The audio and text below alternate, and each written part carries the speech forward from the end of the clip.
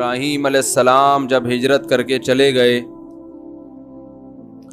تو ابراہیم علیہ السلام کے بھانجے تھے حضرت لوط علیہ السلام. حضرت لوط علیہ السلام بھی آپ پر ایمان لائے اور اللہ تعالیٰ نے لوط علیہ السلام کو بھی نبوت عطا فرمائی. لوط علیہ السلام کو ایک ایسی قوم کی طرف بھیجا جس قوم میں لڑکوں سے بدفعلی کا رواج تھا.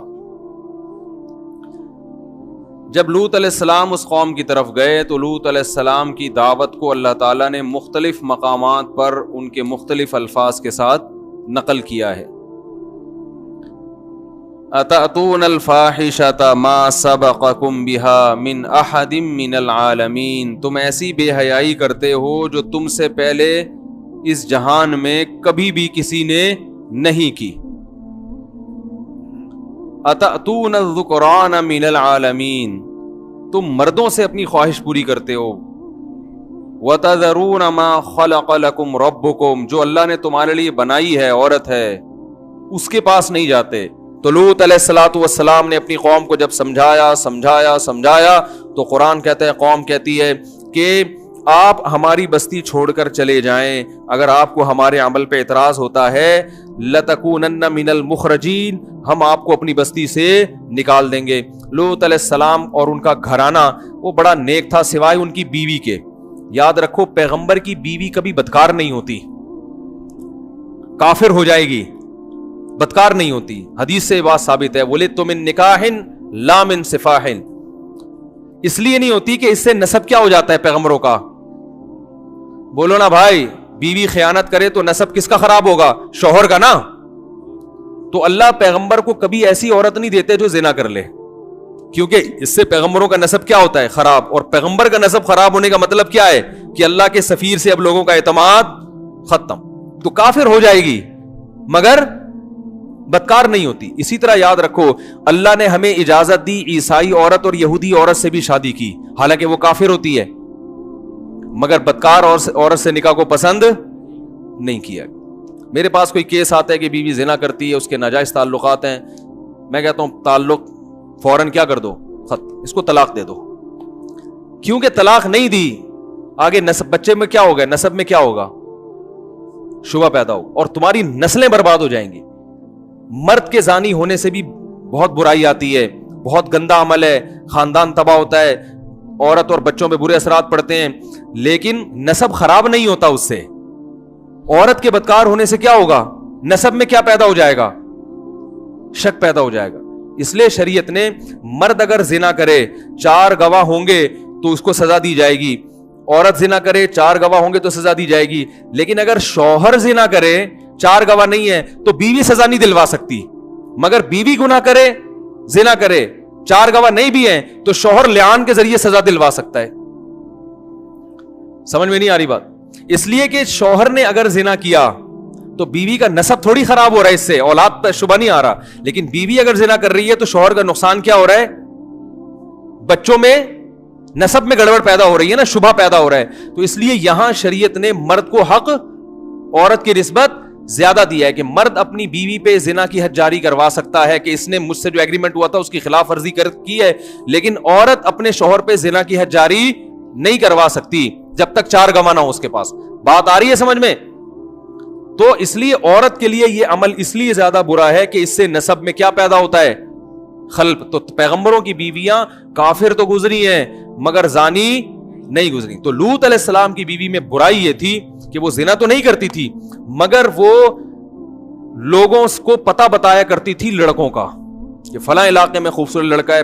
کوئی بھی اس کو ہوتا ہے نا کہ یہ والا کام کہ تم ادھر پہنچ جاؤ ایسا کرو. زنا تو اس قوم میں ویسے ہی نہیں تھا، عورت کی رغبت ہی نہیں تھی. تو لوط علیہ السلام کے جتنے اہل و عیال تھے سب حضرت لوط علیہ السلام کو مانتے تھے. اللہ نے اس خاندان کو اس برائی سے بچایا، لیکن لوط علیہ السلام کی بیوی آپ کی بیوی ہو کر لوگوں کو لڑکوں کا پتہ بتایا کرتی تھی. اللہ نے لوط علیہ السلام کو بتا دیا کہ جب عذاب آئے گا تو آپ کے پورے خاندان کو بچاؤں گا مگر آپ کی بیوی کو نہیں یہ ہلاک ہوگی اسی عذاب. تو قرآن کے اب الفاظ دیکھیں. لوط علیہ السلام کہہ رہے ہیں کہ ہمیں رغبت ہی نہیں ہے عورت میں. تو قرآن کے الفاظ دیکھیں کہ اللہ تعالیٰ نے خوبصورت لڑکے بھیجے یعنی فرشتے بھیجے خوبصورت لڑکوں کی شکل میں. وہ فرشتے پہلے ابراہیم علیہ السلام کے پاس آئے, حضرت ابراہیم نے ان کو پہچاننے سے انکار کر دیا, وہ تو جانتے ہی نہیں تھے, وہ کیونکہ انسانی شکل میں آئے تھے. ابھی وہ آ کے بیٹھے ہی ہیں, قرآن کہہ رہے فما لبث ان جاء بعجل حنیذ, کہ اچانک بھنا ہوا بچڑا لا کے ان کے سامنے رکھ دیا. حالانکہ جب کوئی مہمان گھر میں آتا ہے پہلے آپ پوچھتے ہیں بھائی کیسے آنا ہوا, کہاں سے آنا ہوا, اور خیریت, کھانا کھائیں گے, یہ پوچھتے ہیں نا. لیکن قرآن میں جہاں بھی یہ واقعہ بیان ہوا کہ وہ آئے ہیں انسانی شکل میں, ابھی بیٹھے ہی ہیں کہ بھنا ہوا بچڑا سامنے. یہ ابراہیم علیہ السلام کی سخاوت کو ہائی لائٹ کیا جا رہا ہے. سمجھ میں آ رہی ہے بات, کہ بھائی ان کو یہ اندازہ ہو گیا ہے تو یہ اس علاقے کے نہیں, کیونکہ میں ان کو پہچانتا نہیں ہوں تو بھوک لگی رہی ہوگی, تو پوچھنے کی ضرورت نہیں ہے. ایسا نہ ہو تکلف میں منع کر دیں, بنا ہوا بچڑا فوراً سام. اور بچڑا, ہم بکرے کو روتے ہیں, اور وہاں کیا ہوا, حالانکہ غریب سے ابراہیم علیہ السلام بچڑا لا کے رکھ دیا, لے وہی کھایا. ہمارے یہاں کیا ہوتا ہے, ایک صاحب کہنے لگے میں گیا اپنے رشتہ داروں کے گھر, انہوں نے کہا آپ نے کھانا کھا لیا ہے, میں نے کہا ہاں. میں نے کہا نہیں, کہنے کھایا ہوتا تو چائے پلاتا آپ. کہنے کھانے سے بھی گئے اور چائے سے بھی, کھانے سے بھی گئے اور چائے سے بھی گئے. اچھا خیر, تو فما لبث, ابھی ٹھہرے ہی نہیں ہے کہ بنا ہوا بچڑا سامنے لا کے رکھ دیا. فلما رأى أيديهم لا تصل إليهم, جب دیکھا کہ ان کے ہاتھ اس کی طرف بڑھتے ہی نہیں ہیں. بھائی جب ایسی چیز سامنے لا کے رکھی جاتی ہے اتنی مزے کی, تو تین حالتیں ہوتی ہیں, یا تو آپ کو بھوک لگ رہی ہوتی ہے تو آپ کھاتے ہی ہو پیٹ بھر کے یار. دوسرا, آپ کو بھوک نہیں بھی لگ رہی ہوتی تو پھر بھی آپ کہتے ہو اتنی مزے کی چیز ہے, چارنے والے تو لے لو. اور اگر پھر بھی دل نہیں کر رہا تو آپ میزبان کی محنت کی قدر کر کے کھاتے ہو کہ اس نے اتنی محنت سے بنایا, ایک نوالا بھی نہیں کھاؤں گا تو اس پہ کیا گزرے گی. لیکن قرآن کہہ رہا ہے کہ ذرہ برابر بھی ہاتھ نہیں بڑھائے. اب ابراہیم علیہ السلام خوف زدہ ہوئے کہ یہ تو بالکل بھی ہاتھ نہیں بڑھا رہے, کہ دشمن تو نہیں ہے, یہ کیا ہے. اس لیے کہ اس زمانے میں دستور تھا کہ جو جس گھر میں کھانا کھا لیا کرتا تھا پھر وہاں سے دشمن کبھی نہیں کھانا کھاتا تھا. وہ کہتے یار ہم جس پلیٹ میں کھانا کھائیں اسی میں چھید کریں, یہ کیسے ہو سکتا ہے, ہم تو لڑنے کے لیے آئے ہیں نا, تو ہم کھانا کیوں کھائیں, ہمارے یہاں کھاؤ پیو تمیز سے بیٹھ کے پھر اس کی جیب سے بٹوا نکال کے چلے جاؤ. ایسا ہی ہوتا ہے. بعض دفعہ مہمان گھر میں آتا ہے, اس کھائے گا پیے گا رات گزارے گا اور درازوں میں گھس کے چیزیں نکال کے نکل لے گا یہاں سے, ایسا بھی ہوتا ہے. تو اب ابراہیم علیہ السلام خوفزدہ ہو گئے کہ یہ کوئی نقصان پہنچانے آئے ہیں, اجنبی ہیں, اس علاقے کے بھی نہیں ہیں, پتہ نہیں کیا مجھے نقصان نہ پہنچا دیں. تو اوجس منہم خیفہ قالوا لا تخف, کہنے لگے گھبرائیے مت, انا رسول ربک, ہم اللہ کے بھیجے ہوئے فرشتے ہیں, انسان نہیں ہے, ہمارے لیے بچڑا اور پتھر برابر ہے, یہ کچھ بھی نہیں ہے, اس کا ہم رغبت ہی نہیں ہے ہمیں ان چیزوں کی طرف. بھائی کیوں آئے ہو پھر, کہنے لگے ہم فرشتے ہیں انسانی شکل میں آئے ہیں آپ کو خوشخبری دینے کے لیے. اور پہلے اپنا اصل مقصد بتایا کہ ہم آئے ہیں لوط علیہ السلام کی قوم کو تباہ کرنے کے لیے. ابھی ہم یہاں سے کہاں جائیں گے, قوم لوط کے پاس, اور اس قوم کو ہم تباہ کر دیں گے. اللہ فرماتے ہیں ابراہیم علیہ السلام جھگڑنے لگے. الفاظ دیکھیں قرآن کے, یجادلنا, ہم سے جھگڑنے لگے. کس سے, اللہ سے. اصل میں جھگڑتے نہیں, یعنی وہ بار بار یہ کہنے لگے کہ کسی طرح وہ قوم بچ جائے. تو اتنا اللہ کے پیچھے پڑے کہ اللہ نے اس عمل کو جھگڑنے سے تعبیر کیے. جیسے کوئی بھکاری ہمارے پیچھے پڑ جائے نا بار بار اللہ کے, ہم کہتے ہیں یار تو پھڈے پر آ گیا ہے, حالانکہ بھکاری تو نہیں لڑتا.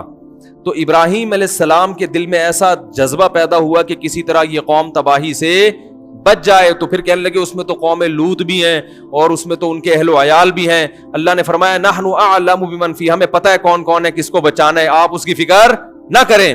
ان ابراہیم لأواہ حلیم, اللہ فرماتے ہیں ابراہیم بڑے نرم دل اور بہت زیادہ برداشت کرنے والے تھے. وہ چاہ رہے تھے کہ قوم تباہ نہ ہو.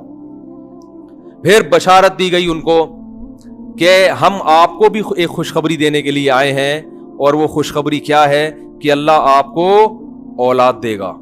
وہ اولاد کون ہوگی, اسحاق, پیغمبر ہوں گے, اور اسحاق کے پھر اولاد ہوگی یعقوب. یہ دونوں, آپ کا بیٹا بھی پیغمبر اور آپ کا پوتا بھی پیغمبر.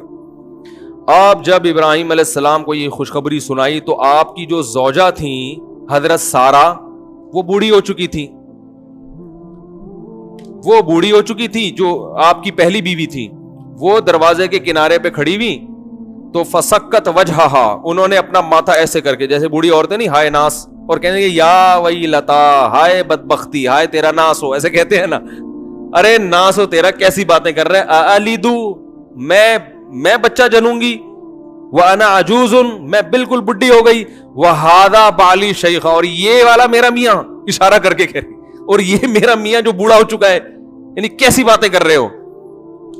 تو فوراً فرشتوں نے کہا اتعجبین من امر اللہ، تمہیں اللہ کے فیصلوں پر اعتراض ہو رہا ہے، تعجب ہو رہا ہے. رحمت اللہ وبرکاتہ علیکم اہل البیت، کہ اے گھر والو تم پر اللہ کی رحمتیں اور بہت ساری برکتیں، تم عام لوگوں کی طرح نہیں ہو، تم نے توحید کے لیے قربانیاں دی، تم نے ہجرت کی ہے بھائی، اور یہ میرے خلیل ہیں، تو تمہارے اعمال ایسے ہیں کہ تمہارے سامنے ایسا ہو جانا یہ کوئی اچھمبے کی بات نہیں ہے.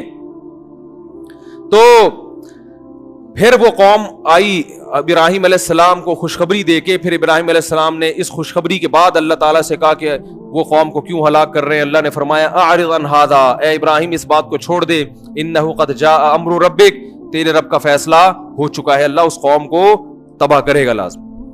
تو پھر وہ فرشتے سفر کر کے گئے ہیں حضرت لوط علیہ السلام کے یہاں.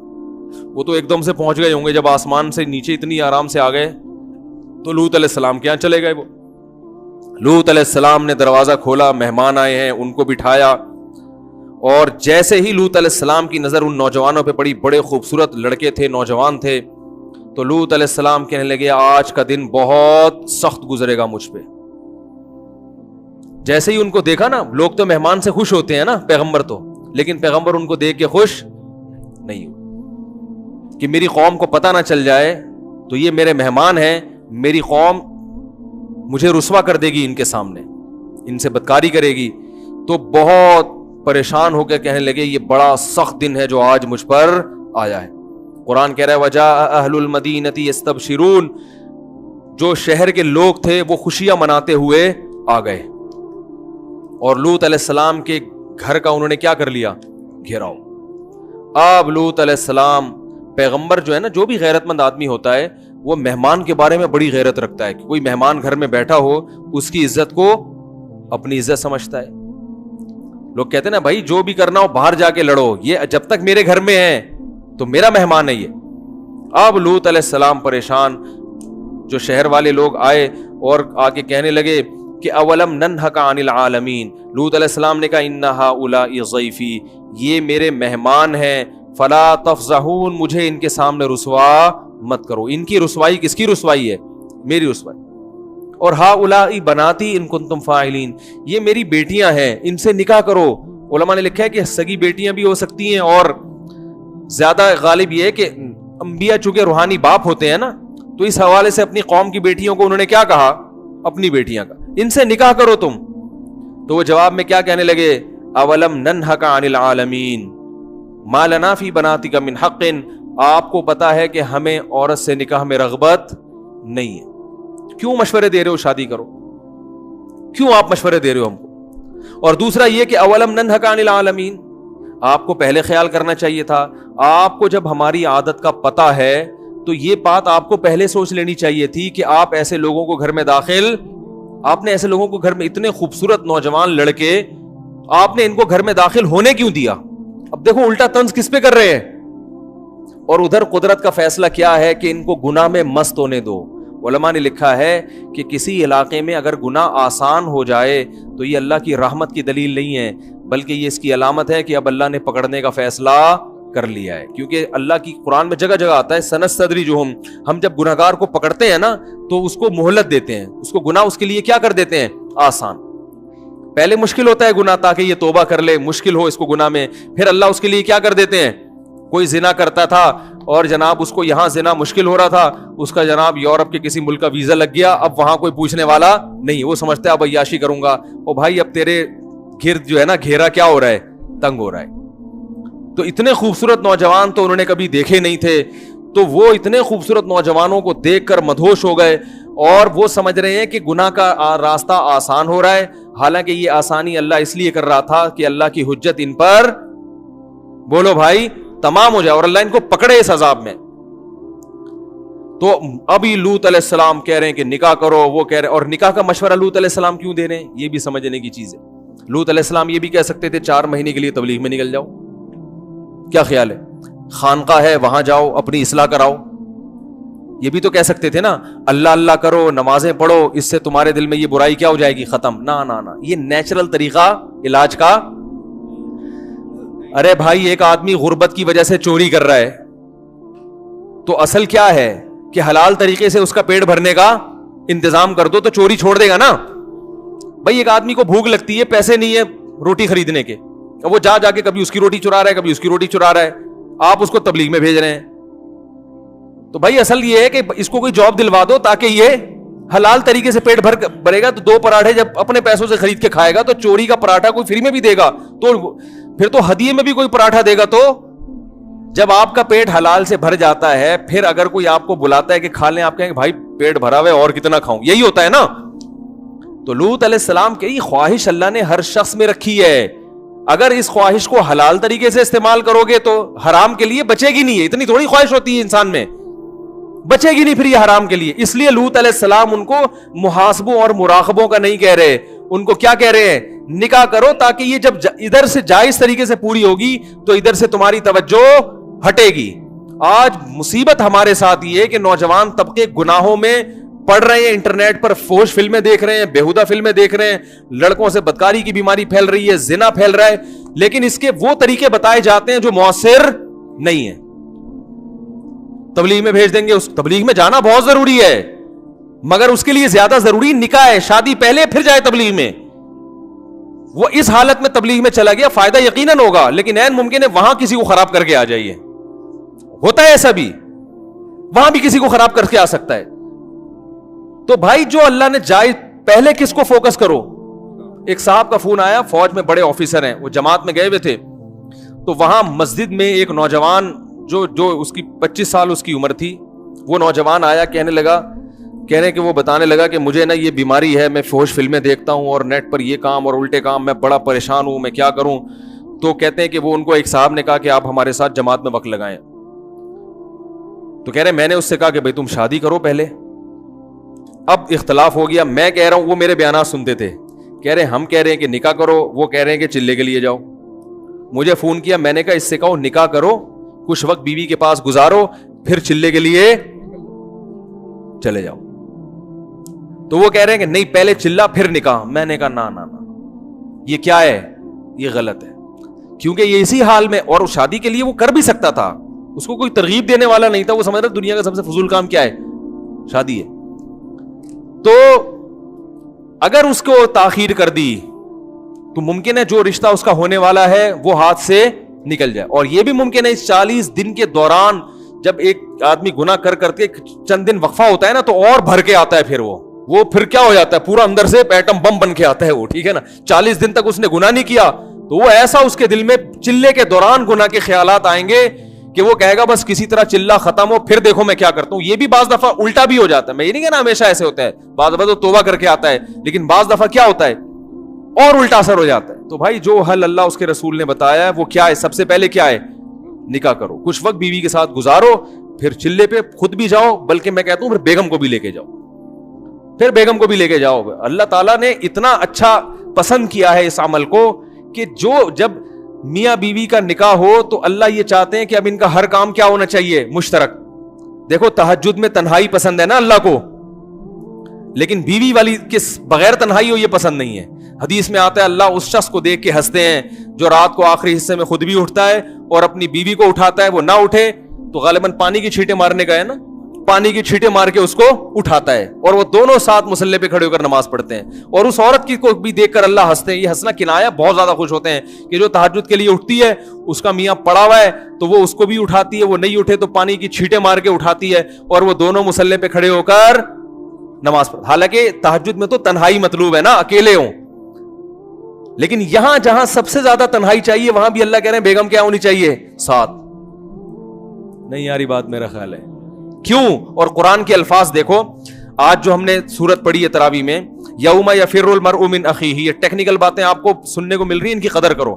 قرآن کہہ رہا ہے قیامت کا ایسا وحشت والا دن ہوگا کہ انسان اپنے بھائی سے دور بھاگے گا, بھائی کو اللہ نے کیا کہا؟ بھائی. وصاحب یوم یفر المرء من اخیہ وامہ، اپنی ماں سے بھی دور بھاگے گا. وہ کہے گا بھائی میں اپنے آپ کو بچاؤں، یہ اماں کہاں سے آ گئی ہے، اس مصیبت میں اماں کہیں میری نیکیاں نہ مانگ لے مجھ سے، یہ ڈر ہوگا. بس اپنے آپ کو بچاؤ. تو قرآن کے الفاظ کیا ہیں؟ یوم یفر المرء من اخیہ، انسان اپنے بھائی سے دور بھاگے گا، وامہ، اپنی ماں سے دور بھاگے گا، وابیہ، اپنے باپ سے دور بھاگے گا، وصاحبتہ، یہاں بیوی نہیں کہا بیوی سے، بلکہ اس سے جس کے ساتھ یہ رہا کرتا تھا. نہیں یاری بات سمجھ میں میرا خیال. حالانکہ رہتا تو بھائی کے ساتھ بھی ہے، رہتا تو باپ کے ساتھ بھی ہے، رہتا تو ماں کے ساتھ بھی، لیکن بیوی کے لیے صاحبہ کا لفظ، صاحبہ کہتے ہیں جو ہمیشہ آپ کے ساتھ رہتی. اس میں اللہ نے بتا دیا کہ عورت کا مقصد یہ ہوتا ہے کہ پھل تر کی طرح چپک گئی ہے اب یہ تمہارے ساتھ. جب شادی ہوتی ہے نا تو مقصد کیا ہے؟ اب یہ پھل تر کی طرح، اب حج پہ بھی جا رہے ہو تو اس کو بھی لے کے، عمرے پہ جا رہے ہو تو اس کو لے کے، صحابہ میدان جہاد میں جا رہے ہیں تو بیوی کو لے کے جا رہے ہیں. تو یہ شریف آدمی کی علامت ہوتی ہے، کہیں تفریح پہ جا رہا ہے تو بیگم اس کے ساتھ پھلترو کی طرح چپکی ہوئی. اس کا فائدہ یہ ہوتا ہے کہ وہ پکنک پہ ادھر ادھر آنکھ مٹکنے کی کوشش، اس کو پتا ہوتا ہے فرشتے شاید میری ایسی نگرانی نہ کریں جیسی یہ کر رہی. تو برائیوں سے بھی بچتا ہے انسان. اور سفر میں جانے کے بعد انسان میں جو خواہش پیدا ہوتی ہے، شہوت پیدا ہوتی ہے، گھر سے دوری کی وجہ سے اس کے ناجائز طرف جانے کے امکانات بڑھ جاتے ہیں، کیونکہ بیگم تو ہے نہیں، اور خطرہ اس لیے بھی ہوتا ہے کہ کوئی پوچھنے والا بھی نہیں ہے. اپنے شہر میں، اپنے ملک میں تو آدمی برائی کرتے ہوئے ڈرتا ہے نا کہ پکڑا جاؤں گا، لوگ بولیں گے تو یہاں کیا کر رہا ہے بھائی، تو وہی ہے نا جو ادھر رہتا ہے، گولے گھنٹے کی دکان کے ساتھ رہتا ہے، تو پکڑ لیتے ہیں. کسی اور ملک میں کون، کس کو کیا پتا کون ہے. تو زنا کی طرف جانے کے امکانات کیا ہوتے ہیں. تو وہاں بیگم اگر ساتھ ہوگی تو نگرانی بھی ٹائٹ والی ہوگی. ویسے فرشتے زیادہ نگرانی کرتے ہیں، ایک میں مثال دے رہا تھا. نگرانی بھی کیا ہوگی، کیونکہ کلپ بنا دیتے ہیں لوگ کہ اس نے بیگم کو فرشتوں سے بھی زیادہ اعلیٰ کہہ دیا تو کفر دار اسلام سے خارج ہو گیا. تو نگرانی بھی ٹائٹ والی ہوگی اور برائی کے جذبات بھی پیدا نہیں ہوں گے. سمجھ رہے ہو کہ نہیں سمجھ رہے؟ تو اس لیے اس کو میں نے کہا بیٹا اس کی شادی کرا دو، اور اس کو بولے دلہن کو لے کے کہاں نکل لے، چلے پہ نکل لے. سمجھ رہے ہو کہ نہیں سمجھ رہے؟ تو لوط علیہ السلام کیا کہہ رہے ہیں؟ نکاح کرو نکاح. لیکن وہ قوم کہہ رہی ہے کہ ہمیں رغبت نہیں ہے. قرآن کہتا ہے لعمرک انہم لفی سکرتہم یعمہون، اے محمد صلی اللہ علیہ وسلم ہمیں آپ کی عمر کی قسم، وہ نشے میں مدہوش تھے، انہیں پیغمبر کی قسم پرسی اور ان کی بیچارگی پہ ذرا بھی ترس نہیں آ رہا تھا. اور ادھر لوط علیہ السلام کہہ رہے تھے لو ان بی قوتن، کاش میرے بازوؤں میں طاقت ہوتی، میرا کوئی مضبوط قبیلہ ہوتا تو میں آج تم سے انتقام لیتا. میں کمزور ہوں، کچھ نہیں کر پا رہا. میں قبیلہ بھی اللہ کی بڑی نعمت ہے بھائی، خاندان بڑا ہونا بھی اللہ کی نعمت. وہ تو ہجرت کر کے آئے تھے نا لوط علیہ السلام، اس لیے وہاں کوئی بڑا خاندان ہی نہیں تھا ان کا. تو جب اللہ نے لوط علیہ السلام کی یہ حالت دیکھی، دیکھو اللہ بھی کیسا آزماتے ہیں اپنے بندوں کو. اللہ پہلے ہی لوط علیہ السلام کو بتا دیتے، اتنا پریشان ہونے سے پہلے بتا دیتے کہ یہ کیا ہے، فرشتے ہیں، یہ لڑکے تھوڑی ہیں. لیکن اللہ نے نہیں بتایا، کیونکہ اللہ بھی اپنے بندوں کو آزماتے ہیں، تھوڑا سا ان کو تڑپنے دیتے ہیں، یہ تڑپنے دو تھوڑا سا ان کو. تو اب جب پریشان ہوئے تو پھر اللہ نے فرشتوں کو اجازت دی کہ اب اپنا راز فاش کر دو. فرشتوں نے کہا یا لوط انا رسول ربک، اے لوط ہم تیرے رب کے بھیجے ہوئے فرشتے ہیں، ہم نوجوان لڑکے نہیں ہیں. لن یصلوا الیک، یہ ہرگز تیری طرف نہیں پہنچ سکتے، یہ آ ہی نہیں سکتے یہاں. بہت طاقت دی اللہ نے ہمیں، یہ تو ہم اس روپ میں آئے ہیں، ہماری طاقت کا اندازہ نہیں ہو رہا. ہمیں اللہ نے یہ طاقت دی ہے کہ ہم ایک ہاتھ پہ اس زمین کو اٹھا کے الٹا دے کے پٹخ دیں. فرشتوں کو اللہ نے بڑی طاقتیں دی ہیں. اب کرنا کیا ہے؟ فَأَسْرِ بِأَهْلِكَ بِقِطْعٍ مِّنَ اللَّيْلِ، رات کے تھوڑے سے حصے میں اس گھر میں آپ کے جتنے اہل و عیال، بچے اور والدین جو بھی ہوں گے، ان سب کو لے کے آپ نکل جائیں. ہوگا کیا؟ گھیراؤ ہے، اللہ ان کی آنکھیں اندھی کر دے گا، ان کو آپ باہر نکلتے ہوئے نظر نہیں آئیں. اور یہ اسی طرح خوشیاں مناتے رہیں گے. یہ یستبشرون ہے نا، یہ خوش رہیں گے حالانکہ آپ گھر سے باہر جا چکے ہوں گے، صرف ہم گھر کے اندر ہوں گے. یہ اسی طرح خوشیاں منا رہے ہوں گے، ان کو آپ باہر جاتے ہوئے نظر نہیں آؤ گے.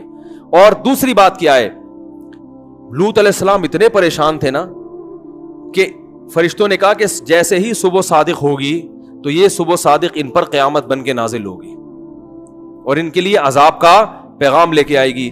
لوط علیہ السلام اتنے تنگ ہو چکے تھے کہ وہ پریشان تھے کہ صبح صادق میں کہیں زیادہ وقت تو نہیں ہے, تو بہت ٹائم ہو جائے گا, اس دوران یہ کچھ کر نہ لیں.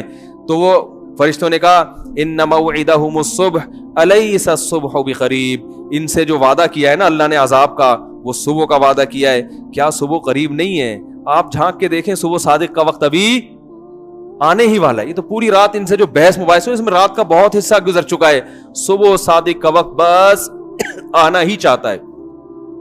قرآن کہتا ہے ہاں, اور یہ کہا ولا یلتفت منکم احد, پیچھے مڑ کے نہیں دیکھنا ہے. آپ اپنی قوم کو بتا دیں جو ایمان لائیں کہ عذاب آئے گا, لیکن آپ اس بستی سے دور بھاگیں. عذاب آئے گا لیکن آپ نے پیچھے مڑ کے نہیں دیکھنا ہے کہ آ رہا ہے کہ نہیں آ رہا. اللہ کے عذاب کو اپنی آنکھوں سے نہیں دیکھنا.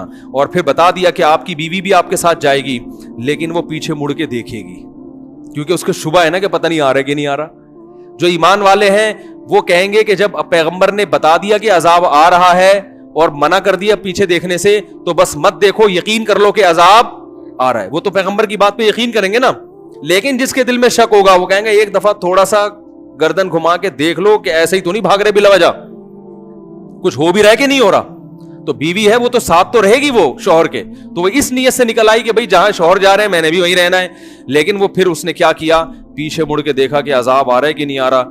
جیسے ہی پیچھے مڑی ہے ایک پتھر اس کے بھی سر پہ آ کے لگا اور وہ بھی وہیں ہلاک ہو گئی. اللہ کہتے ہیں ایسی پتھروں کی بارش برسائی ہے مسومۃ عند ربک, وہ ایک ایک پتھر پہ لکھا ہوا تھا کہ یہ کس کے سر پہ جا کے لگے گا. اور پھر کیا کیا ہے, پتھروں کی بارش ہونے کے بعد فرشتوں نے اس زمین کو اٹھایا. قرآن کہہ رہا ہے فجعلنا عالیہا سافلہا.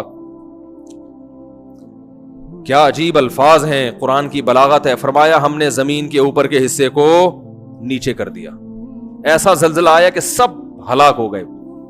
اور پھر اللہ نے قرآن میں جب یہ آیتیں نازل کی تو قرآن میں بتایا کہ وَإِنَّكُمْ لَتَمُرُّونَ عَلَيْهَا, کہ تم جب تجارتی سفر کے لیے شام اور دوسرے علاقوں کے لیے جاتے ہو تو لوط علیہ السلام کی بستی کے کھنڈرات آج بھی تمہارے قریب سے گزرتے ہیں. آج تک اس بستی کے کھنڈرات کے نشانات میں نے باقی رکھے ہوئے.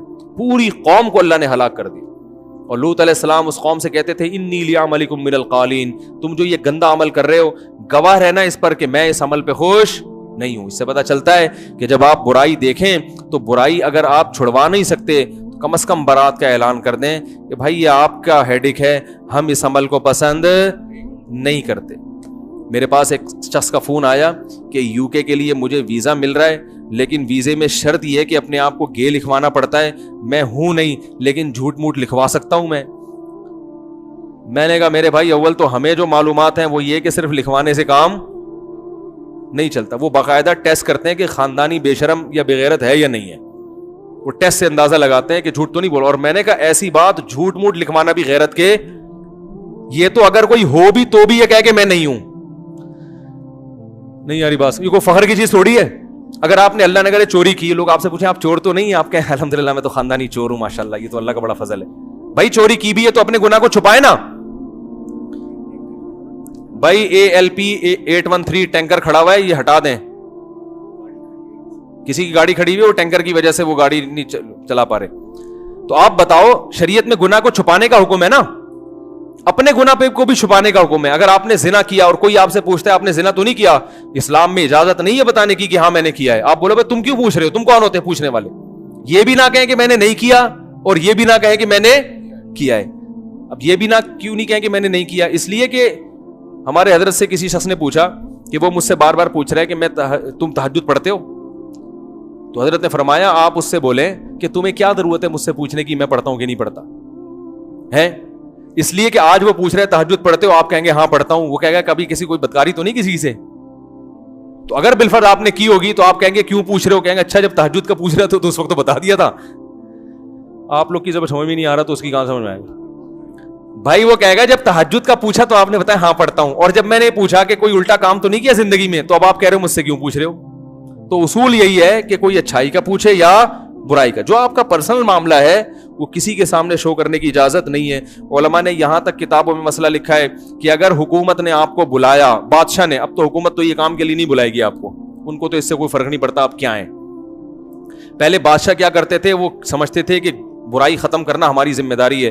تو وہ بعض دفعہ بندے کو بلا کے پوچھتے تھے تم نے زنا تو نہیں کیا, اگر وہ کہتا تھا کیا ہے تو پھر اس کے کوڑے لگاتے تھے. تو علماء نے لکھا ہے اگر بادشاہ کو اس قسم کی کوئی خارش کی بیماری ہے, کوئی گواہ ہے نہیں, کوئی یا تو ہونا کہ لوگوں نے گواہی دی ہو, خود سے آ کے لوگوں سے تفتیش کر رہا ہے کہ بھائی تم نے یہ تو نہیں کیا, تو علماء نے یہاں تک لکھا ہے کہ اس شخص کے لیے جھوٹ بولنا جائز ہے. وہ کہتے میں نے نہیں کیا, اس لیے کہ بادشاہ کو اتنی لوگوں کے اندر گھسنے کی اجازت نہیں ہے کہ جا کے خود سے پوچھ رہا تو نے چوری تو نہیں کی, تو نے یہ تو نہیں کیا, تو نے وہ تو نہیں کیا, اور پکڑ کے لوگوں کے چترون لگاتا رہے. تو جب اللہ نے وہ گناہ چھپا دیا تو دوسرا کیوں اس گناہ کو ظاہر کرے.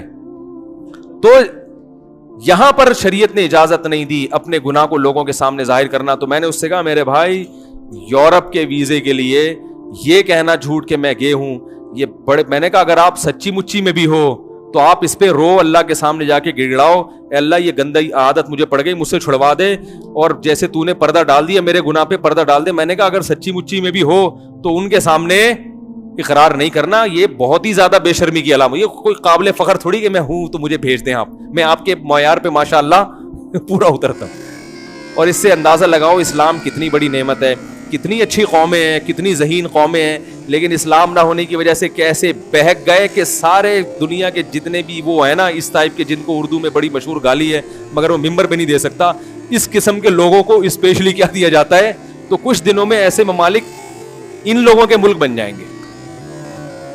آئی بات سمجھ, جو ہم گالی دیتے ہیں نا لوگوں کو تو ایسا ہے, تو سارے اس قسم کے لوگ تو پوری ریاستوں میں ایسے لوگوں کو جمع کیا جا رہا ہے. یہ عقل پہ ان کے ہاں بھی بہت سے لوگ اس کو اچھا نہیں سمجھتے. آپ کو پتا ہے ایک دفعہ یو کے کی اسمبلی میں, لندن کی اسمبلی میں جب یہ بل پاس ہو رہا تھا نا کہ اس کو اجازت دی جائے, تو وہ اس کے ناجائز ہونے کی ان کے پاس کوئی دلیل نہیں تھی عقل کے لحاظ سے. وہ کہتے کیوں غلط ہے یہ.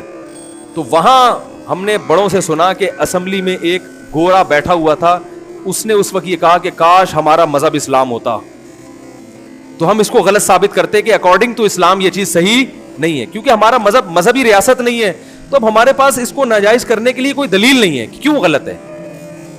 اس لیے مجبور ہو کے اس کو کیا کر رہے ہیں, ہیومن رائٹس کے خلاف سمجھ رہے ہیں اس پہ پابندی لگانا. تو اسلام بہت زبردست چیز ہے جس نے آپ کو بہت ساری گندگیوں سے روک دیا, اور اسلام مسلمان اللہ کے سامنے ہتھیار ڈال دیتا ہے, اللہ جب تو نے کہہ دیا غلط تو اب صحیح نہیں ہو سکتا. تو بھائی جس کو بھی یہ بیماری لگی ہے, اللہ کا واسطہ اللہ والوں سے تعلق قائم کرو. حضرت حکیم اختر صاحب کے خلفاء ہیں بہت سارے, ان سے بیعت ہو جاؤ. جامع رشید میں بہت سارے علماء ہیں جو مفتی رشید احمد صاحب کے خلفاء میں سے ہیں, ان سے بیعت ہو جاؤ. اور بڑے بڑے مشائخ ہیں, ان سے جا کے بیعت ہو کر ان کو لکھ کے دو کہ مجھے بیماری ہے, مجھے کوئی طریقہ بتائیں کہ یہ بیماری مجھ سے چھوٹ جائے. تو جو شخص چھوڑنا چاہتا ہے وَإِنِّي لَغَفَّارٌ لِمَن تَابَ وَآمَنَ وَعَمِلَ صَالِحًا, اللہ کہتے ہیں میں ایسے شخص کے لیے مہربان ہوں, غفار ہوں, جو ادھر آنا چاہتا ہے. اور اگر اسی پہ راضی ہو تو کرتے رہو. پھر یہ یاد رکھو یہ بڑھاپے میں بھی یہ بیماری نہیں چھوڑ, بدنام ہو جاؤ گے, ذلیل ہو جاؤ گے, لوگ انگلیاں اٹھائیں گے کہ یہ گندا آدمی, اولاد انگلیاں اٹھائیں گی کہ ہمارا باپ برا. یہ برائی چھپتی نہیں ہے, یہ پکڑا جاتا ہے انسان کہیں نہ کہیں. اللہ تعالی ہم سب کو اس برائی سے توبہ کرنے کی توفیق عطا فرمائے, اور اپنے بچوں کی بھی نگرانی کیا کریں. یہاں تک نگرانی کریں کہ جو کزن جب 10 سال کے ہو جاتے ہیں ان کو ایک بستر پہ سونے کی اجازت بولو بھائی نہیں. مائیں اس بات کا خیال کریں کہ جب آپ کا بچہ 7-8 سال کا ہے تو اس کو کزنوں کے ساتھ بھی تنہائی میں جمع نہ ہونے دیں. خواتین اس بارے میں بے پرواہ ہوتی ہیں, وہ کیا کرتی ہیں 6-7 سال کا بچہ ہے تو وہ کزن لے گئے, اس کو کوئی جو ہے نا, زیادہ تر بیماری یہ کزنوں سے پھیلتی ہے, بتا دوں میں. کزن میں کوئی ایک بھی گندا ہوگا نا, وہ کیونکہ ان سے انسان بے تکلف ہوتا ہے. ہمارے پاس جو کیسز آتے ہیں نا, جب ان کی تحقیق میں جاؤ تو اکثر میں کیا ہوتا ہے, کزن میں کوئی یہ خراب ہے نا, وہ سب سے پہلے کس کو نشانہ بناتا ہے, اپنے کزن, اور ان سے لوگ احتیاط بھی نہیں کرتے کہ یہ تو بھائیوں کی طرح ہے. تو وہ کیا مسئلہ کرتے ہیں کہ وہ اپنے کزن کو لے جائے گا کہیں تنہائی میں, مائیں کہہ رہی ہیں کہ بچوں کے ساتھ کھیل رہا ہے, وہ ہاتھ لگاتا رہے گا, اس کی آہستہ آہستہ عادت کو کیا کر دے گا, خراب. تو باپ ہر وقت بچوں کے ساتھ نہیں ہوتا, ماں کی ذمہ داری ہے جب اپنے 6-7 سال 8 سال کے بچے کو, یا اس کی بڑی عمر 15 سال اپنے بچوں کے ساتھ کہیں اپنے میکے جائیں یا کہیں بھی جائیں, تو بچے پر نظر رکھیں کہ کہیں ایسا تو نہیں ہے کہ کزن اس کو تنہائی میں لے کے کہیں جا رہے ہوں. بچوں کو, اپنے بچوں کو کزن کے ساتھ ایک بستر پہ سونے بول لو بھائی. میں یہ نہیں کہہ رہا سارے کزن غلط ہوتے ہیں, ایک غلط کی وجہ سے 100 کے ساتھ احتیاط کرنی پڑتی ہے. ارے جو بھی کسی عورت کی طرف دیکھتا ہے تو غلط نہیں, اسے تھوڑی دیکھتا ہے, لیکن بہت سے دیکھتے بھی ہیں, تو ان ایک کی وجہ سے سب کو کہا جاتا ہے کہ عورت دیکھ کے کیا کیا کرو. نظر جھکی اسی وجہ سے, ورنہ سارے کو ٹھرکی تھوڑی ہوتے ہیں کہ جس کو بھی دیکھ رہے غلط نہیں ایسے دیکھ رہے ہیں. تو احتیاط تو چند ایک کی وجہ سے سب کو حکم دیا جاتا ہے نا. اچھا مجھے ایک بات بتاؤ, آپ اپنے پیسے اپنے بٹوے میں چھپا کے کیوں رکھتے ہو؟ کیا یہ سارے چور بیٹھے ہوئے ہیں یہاں پہ؟ ارے بھائی اعتکاف والے جتنے یہاں بیٹھے ہوئے ہیں اپنا موبائل بھی چھپا کے رکھیں گے ہیں, اپنے پیسے بھی بہت لاکر میں ڈالیں گے, اور یہ ساری, تو کیا یہ سارے اعتکاف والے چور ہیں؟ سب سے احتیاط کی جاتی ہے, اس لیے کہ کوئی بھی چور ہو سکتا ہے جس کے چہرے پہ لکھا ہوا نہیں ہے, تو اس ایک کی وجہ سے سب سے احتیاط. تو یہی اصول وہاں کیوں سمجھ میں نہیں آتا کہ بھائی اپنے بچے کو بچا کے رکھو لڑکوں سے, 100 میں ایک اگر غلط ہوا تو ہمیں اس پہ لکھا ہوا نہیں ہے, اس ایک کی وجہ سے باقی 99 سے بھی احتیاط کرنی پڑ رہی. تو مائیں خاص طور پر خیال کریں اپنے بچوں کا, جب جاتی ہیں عید بقرعید پہ ملنے کے لیے, کہیں بھی رہتی ہیں جا کے, اپنے بچوں کو حفاظت سے رکھیں, کزنوں کے ساتھ تنہائی میں جمع نہ ہونے دیں. سونے کا تو سوال ہی پیدا نہیں ہوتا کہ ایک بستر پہ بچہ کزن کے ساتھ سو جائے, نہ. بعض دفعہ ایسے بھی ہوتا ہے بے خیالی میں ادھر ادھر ہاتھ لگ گیا, اس سے جذبات بھڑک گئے, تو یہاں سے عادت شروع ہو جاتی ہے, پھر یہاں سے عادت خراب ہونا شروع ہو جاتی ہے. اور بہن کے ساتھ بھی بچے کو ایک بستر پہ سونے نہ دیں. ہاں سگا بھائی ہے اور قریب العمر ہیں, ان میں یہ خطرہ نہ ہونے کے برابر ہوتا ہے. تو یہ سب احتیاطیں بہت ضروری ہے. آج میں نے بیان اس لیے لمبا کر دیا کہ آج سیکنڈ لاسٹ بیان ہے, کل آخری بیان ہوگا. تو یہ چیزیں چونکہ, اور یہ میں پورے مہینے سے اس پر بولنا چاہ رہا تھا, لیکن میں نے کہا میں اس وقت بولوں گا جب اعتکاف کی ایک بڑی تعداد ہوگی, کیونکہ میں اس موضوع کو بہت اہم سمجھتا ہوں اس زمانے میں. اگر آپ نے ماں باپ نے اپنے بچوں پہ کنٹرول نہیں کیا تو بھائی یہ بیماری بڑی تیزی سے پھیل رہی ہے, بچے خراب ہو جاتے ہیں. اللہ تعالیٰ سمجھنے کی عمل کی توفیق عطا فرمائے.